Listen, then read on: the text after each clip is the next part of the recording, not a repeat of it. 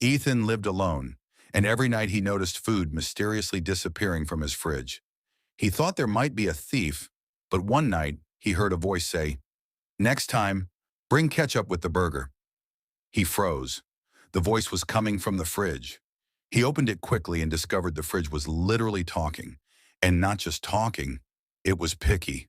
It started demanding certain meals and locking up food it didn't like. Only pizza, burgers, and sweets were allowed. Ethan tried to get rid of it, but the fridge took over his kitchen, turning his house into its personal restaurant. In the end, he had to make a deal. One day healthy food, one day junk food, and the fridge agreed.